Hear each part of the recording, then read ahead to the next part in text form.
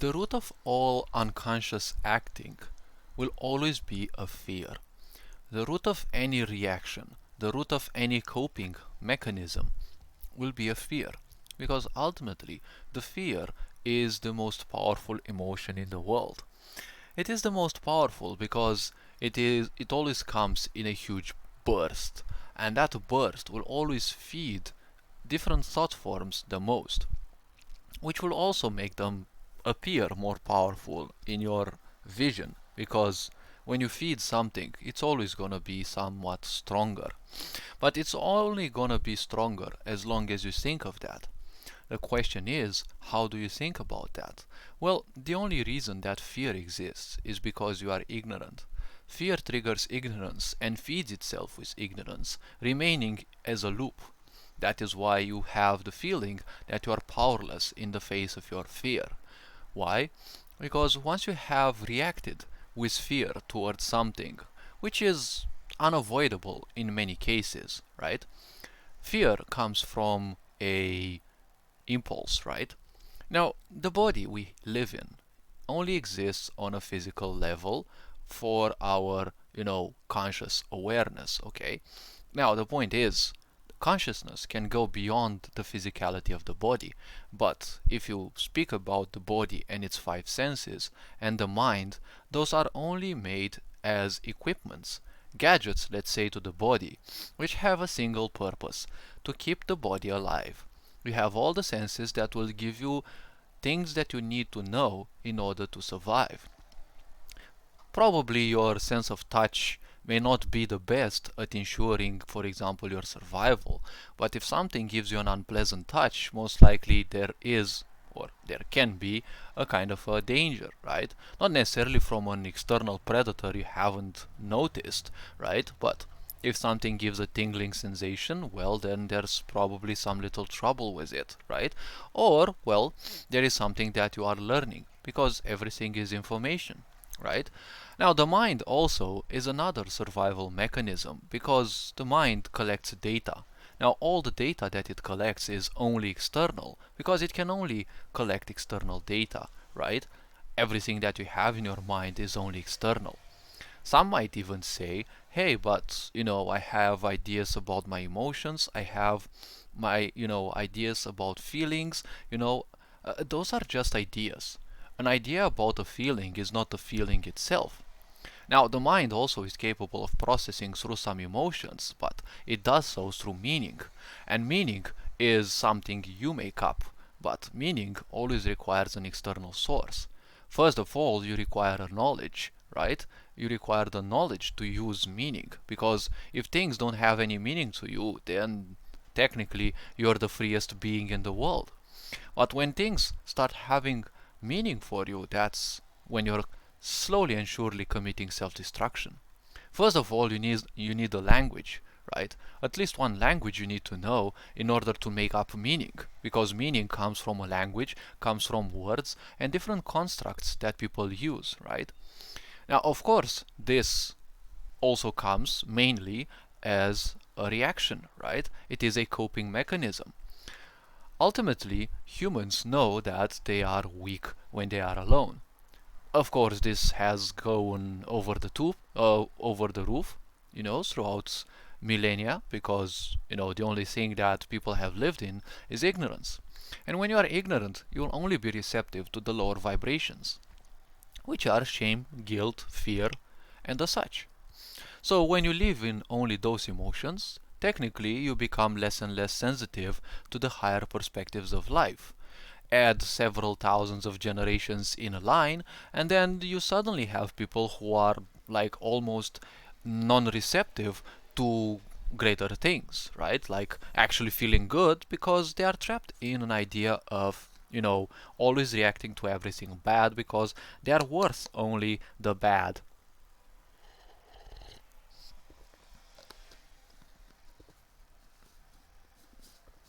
Add to that some kind of beliefs, like some religions that, for example, Christianity, to which you're already a bad person, right? You're already a bad apple, right? Worse than that, you're already on your way to being, like brutally judged. So the question is, where can you go? What can you do when technically there is no salvation and no liberation? Then, of course, you have another set of principles that says if you live, in poverty, right? Mainly, just like you've been living ever since humanity appeared and societies appeared, then you will earn a place in something called heaven, right?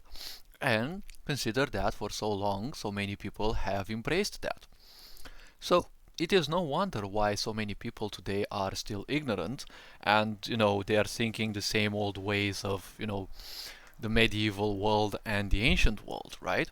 So when you have so many of these things, okay, people can only live in reaction mode, okay? Now, reaction mode means when something annoys you, you don't want to take responsibility for that. So technically what happens is a fear of the responsibility, right? A fear of doing something good for you because different reasons.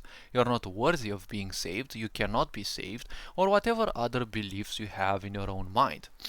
Now again, I said the mind. And what did I say before? The mind can only have external sources. What does that mean? Well, everything in your mind definitely came from the outside. The language you learned came from other people. You weren't born knowing that language or languages in case you speak more. And even when you learn other languages, you're either taught them by other people, you practice them with other people, right? So you practice some information you already have, but from external sources also. You have certain emotions, right? And those emotions come from the outside. And not only that, but especially the meaning, right? Because once you have meaning, you play with emotions, right? Once you see a spider, it's not much of a problem. But once you have a meaning that they are dangerous or they can be dangerous, right? Because they don't have to be dangerous, but it's enough if they are, right, in a person's mind, well, then you will start reacting towards those, right? And add to that even more perverted ways of manipulating people, right? When you have a certain problem, you push it out because people will react to that, right? And when people react to that, it's best if you also have the solution, but you always delay the solution, right? Because ultimately, you don't want the people to have a solution. In the end, you know, if a person suffers from something, the disease will always be more profitable for you than the actual cure, right? That is why society isn't doing anything towards curing, people's insecurities. After all, it's much easier to rule people who don't know how to control their own energies, right? Because if your mind turns against you, that's what technically ignorance is.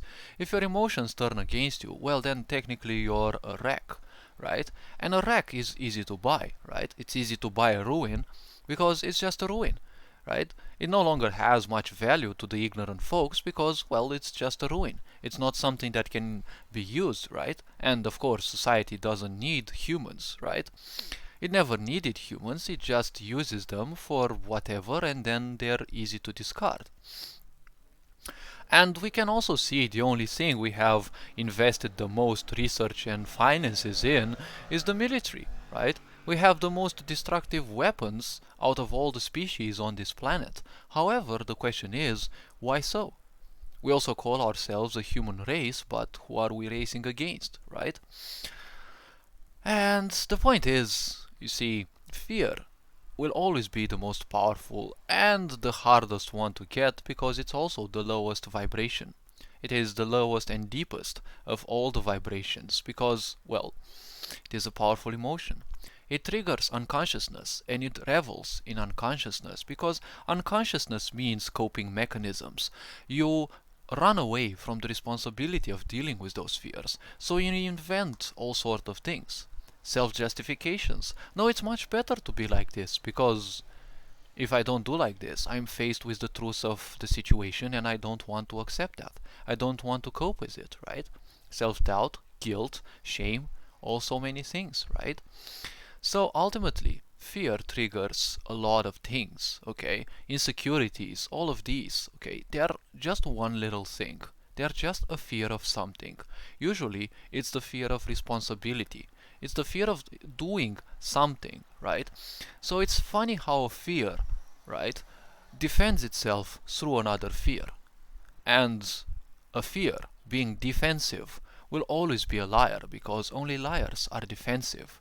You know, you don't need to defend the truth. You only need to defend a lie. Just like when you push a ball, right? You press a ball underwater, the pressure within will fight to rise to the surface, and if you're not attentive and you lose the ball, it will actually burst and smack you in the face, right? That's how it is with lies, right? The truth will always be tried to be drowned, however, it's always gonna pop up sooner or later, just as we can see in today's society. The truth cannot be fought for, okay? The truth just exists. People have to become more sensitive, and then they can be capable of embracing it. Once the truth will be embraced, there will no longer be any fears, because technically, so many people say that they fear the shadow aspect of them. Well, the shadow they fear is themselves who they truly are, beyond meaning, beyond survival mechanisms, beyond the physicality of this body. So hopefully this video was introspective enough, and I intend to keep it short. All this being said, you are appreciated. Take care. Ferengi on board signing out.